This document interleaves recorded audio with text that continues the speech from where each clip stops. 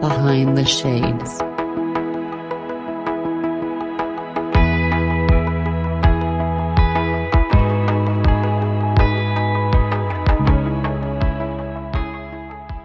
Because if I put myself in your situation, and I only can know it from the outside looking in, because I don't know specifically how it feels. I can be understanding, I can be sympathetic, because you woke up that day, that both of you left the house together, not knowing that in a short period of time, only one of you will be walking back into the house.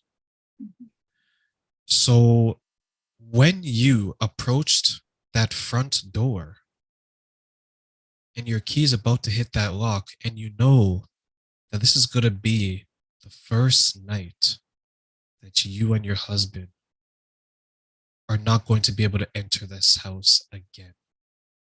How did that make you feel? Devastated. I mean, with you saying it back to me, when I say it, I've said it so many times, I've talked about it so many times, it doesn't, it's just part of what I say. But with you repeating it back to me the way you did, yeah, it's even now, it's been over 11 years and you don't get over it. You don't. I mean, granted, I don't feel exactly the same way as I did that. Thank goodness. But it was a realization that my life was never going to be the same. And I didn't want that. Nobody does. So yeah, it's kind of surreal. Finally back at it. I know for Cindy, I know for many people, when they're dealing with loss, they describe it as their life was one way before this person, their life became one way with this person. Now they have to relearn to live a way without this person, because life before you met this person is definitely not going to be the same after you've met this person. So, what are some of the things that you are doing now to maybe continue your life forward in this new chapter? Well, I'm a lot braver than I used to be. I would never have gone live, and I go live in my Facebook group at least once a week, and doing podcasts would never have crossed my mind. So I've become a lot braver. I've become a lot more independent.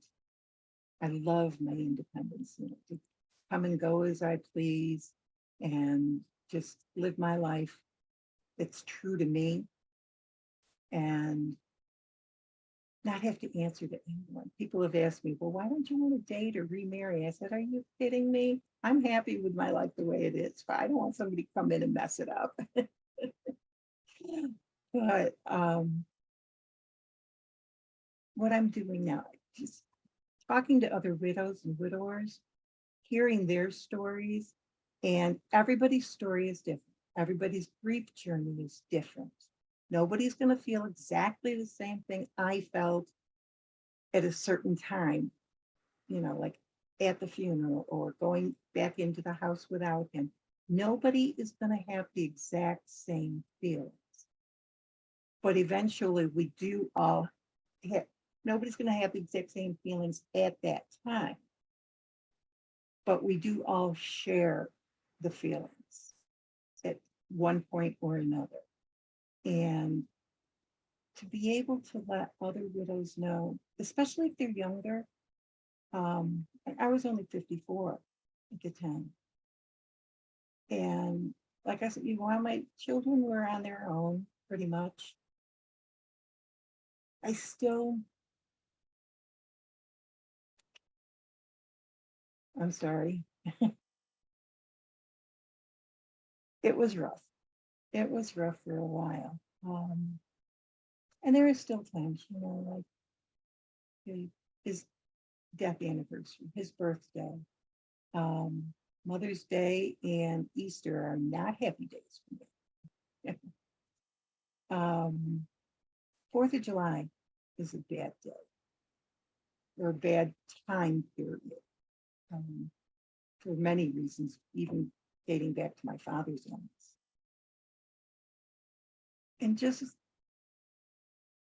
knowing that I can help other people through it, that I can be there for them, be their support system, that I can listen and not try to change them, not try to change what they're feeling. I can help them through it.